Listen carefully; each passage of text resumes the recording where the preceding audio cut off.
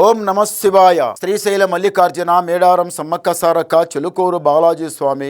ఓం నమ శివాయ. గోపురం టీవీ చూసే వాళ్ళ ప్రేక్షకులందరికీ నమస్కారం. నా పేరు రామ్ శాస్త్రి. చెలుక జోష్యం అంటండి ఆ కాలంలో ఉంది, ఇప్పుడు గుడుక ఉంది, ఇక ముందు గుడుక నడుస్తుంది. చెలుక జోష్యం అంటే నిజముందండి, నమ్మండి, వినండి. జూలై నెల 20 నుంచి 26 వరకు ఈ నెలల ఈ వారం రోజుల గురుబలం, శనిబలం, మంచి చెడు అనుకున్నది ఎలా జరుగుతుంది, ఈ రాశి మీద గురుబలం ఎంత ఉంది, ఈ రాశి మీద శనిబలం ఎంత ఉంది, మంచి ఎంత చెడు ఎంత చెప్తా వినండి.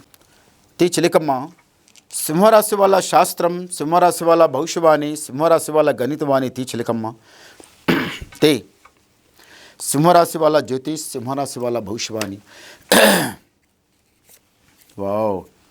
భద్రాది వాసుడు, సాక్షంగా భద్రాచలం రాముడు. సింహరాశి వాళ్ళ దగ్గర ఏదన్నా మాట మాట్లాడితే కటాకట మాట్లాడతారు. కోపం ముక్కు మీదనే కోపం. ఏ మాట ఉన్నా సూటిగా మాట్లాడతారు. మీరు ఎవరి భయపడరు. ఎదుట ఉన్న వాళ్ళు ఎంత తీసిమార్కుడు ఉన్నవాడు, ఎలాంటి వాడు ఉన్నా కానీ వాడు 4 మాట్లాడితే మీరు 2 మాట్లాడతారు. కానీ వెనక మాత్రం జరగరు. ఒకరి మాట మీరు వినరు. మీకు నచ్చింది మీరు వదిలిపెట్టరు.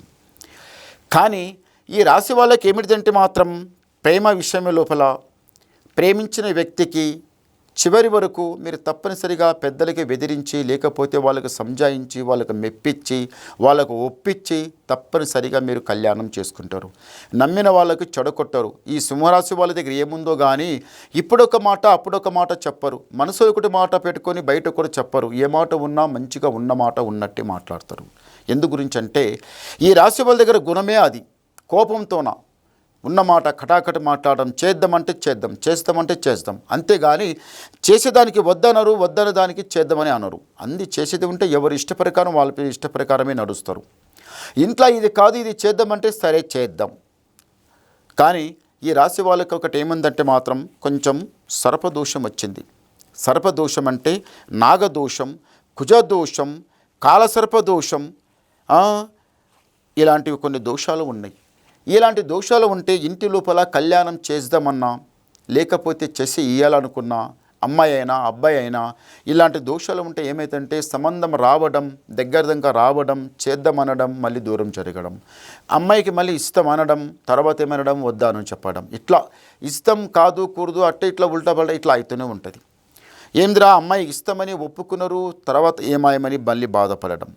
మళ్ళీ ఒకటి ఏమిది, కళ్యాణం చేసుకుంటా అన్నారు మళ్ళీ వద్దాను, ఇట్లా చాలా రావడం పోవడం అవుతుంది. కానీ ఇదేమిటిదంటే మాత్రం ఈసారి కళ్యాణం తప్పనిసరిగా అవుతుంది. ఒకసారి చూడండి, నాగదోషం ఉన్న వాళ్ళకి ఇట్లా వెళ్తుంది. నాగదోషం అంటే దీనికి నివారణం చేసుకోవాలి, మంచిది కాదు. ఇలాంటి దోషం ఇట్లేగానే ఉంటే ఏమవుతుందంటే రాను రాను రాను రాను వయసుకు తగ్గట పని చేయాలండి. వయసుకు తగ్గట కరెక్ట్ కళ్యాణం చేస్తే అన్నిటికీ బాగుంటుంది. వయసు కొంచెం ఎక్కువ అయితే కూడా కష్టం, తక్కువ ఉంటే కూడా ఏం పర్లేదు. కానీ ఎక్కువ అయితేనే కష్టం. కానీ ఎప్పుడు చేయాలో అప్పటి చేయాలి. అది చాలా బాగుంటుంది. ఇంటి లోపల చేయాలని పెద్దలకి ఇష్టం ఉంటే, మీకు ఇష్టం ఉంటే, అంత ఇష్టం ఉంటే వచ్చిన సంబంధం మీకు నచ్చదు. నచ్చకుంటే ఇది వద్దు అనుకుంటే, ఇది అలాంటి ఇది వద్దు కాదు కూడదు ఇది వద్దు అనుకుంటే, దానికన్నా మించింది మళ్ళీ రావాలనుకుంటే అవి రావు. ఇలా వెనుక ముందల అవుతుందండి. ఈ సింహరాశి వాళ్ళకి ఎందుకు కానీ దేనికి కొంచెం నిదానంగా ఉండాలి. మళ్ళీ ఒకటి ఏమిటిదని తెలుసా, ఇంటి మీద నరదృష్టి గుడుక ఉంటుంది, కన్ను గుడుక ఉంటుంది. ఇంటికి నరదృష్టి తలుగుతే అన్నిటికన్నా ఇంటికి నరదృష్టి ఇట్లా ఐస్కంతం అతికినట్టు అతుకుతుందండి. ఎందుకో ఏమో కానీ కొందరికి తలిగిందంటే నరగన్ను అది రామచంద్రం అని బాధపడుతూనే ఉండాలి. ఏమాయరా ఎట్లా బతికిన వాళ్ళం మొన్నటిదాకా ఇప్పుడు ఎట్లా బతుకుతున్నాం, ఏమైంది మా అదృష్టం, ఏమాయ మా రాతమని ఇలాంటి బాధపడడం మీకు చాలా ఎక్కువ ఉంది. బాధపడడం కన్నా ఈ బాధ అంతా వెళ్ళిపోతుంది. మీరు ఒకసారి భద్రాచలం రాముడు, సాక్షంగా భద్రాది వాసుడు, భద్రాచలం శ్రీరామచంద్రుని దర్శనం చేసుకుని వస్తే గొప్ప విషయం. భద్రాచలం అంటే అండి చాలా పుణ్యక్షేత్రం, మహా గొప్ప క్షేత్రం. అది గోదావరి నది తీరాన పోయి ఆ గోదావరిలో మునిగి ఆ స్వామివారికి నమస్కారం చేస్తే చాలా బాగుంటుంది. చేయిపెట్టిన పని కలిసి వస్తుంది. రాజా బతుకు బతికేది కూడా ఉంది. ఏమిటంటే మీరు రాజా లేక నడిచిన వాళ్ళు ఈ మధ్యన కొన్ని రోజుల నుంచి మాత్రం చాలా దెబ్బతింటున్నారు. అది నరదృష్టి. కళ్యాణం చేసుకున్నందువలన కావడం లేదు, అది నాగదోషం వలన. ఈ దోషాలు కొంత దూరం చేసుకొని పరిహారం చేసుకోండి, చాలా మంచిగా ఉంటుంది. లైఫ్ అంతా బాగుంటుంది. పెద్దల సేవ చేయడం, 10 మందిలో మెప్పించి నడవడం, ఏదన్నా మాట మాట్లాడితే ఎదుట ఉన్న వాళ్ళకి నచ్చడం, మీరు కూడా ఏదైనా పని చేస్తే ఎదుట వాళ్ళకి నచ్చడం, ఇలాంటి పనులు మంచిగా ఉంటాయండి. ఏమిటంటే మాత్రం కొంత దరిద్రం అనేది చాలా చెడ్డగా సతాయిస్తుంది. చేయి పెట్టిన పని కరెక్ట్ కలిసి రావటం లేదు. ఒకసారి గవ్వలేద్దాం. ఓం నమ శివాయ. వావ్, 5 చాలా మంచి గవ్వలు పడ్డాయండి ఈ రాశి వాళ్ళకు. సింహరాశి వాళ్ళకు ఆదాయం 5, వ్యాయం 5, రాజపూజ ఫలం 7, అవమానం 7. బాబా, మీకు చూశారా, 5 గురువు ఉన్నది, 7 శని ఉన్నది. 7 శని ఉన్న తర్వాత అది ఏడిపిస్తూనే ఉంటుంది. నెత్తి మీద కాలు పెట్టి అనగ తొక్కితే మొత్తం పాతాళంలో పోయేటట్టు తొక్కుతుంది.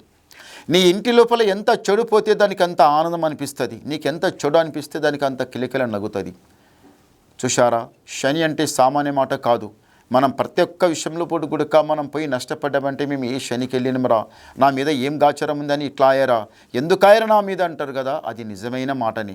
నోటికొచ్చిన మాట మేము అవద్దం అనుకుంటాం, కానీ అది కరెక్టే. భగవంతుడు తెప్పించే మాట అది నోటికి.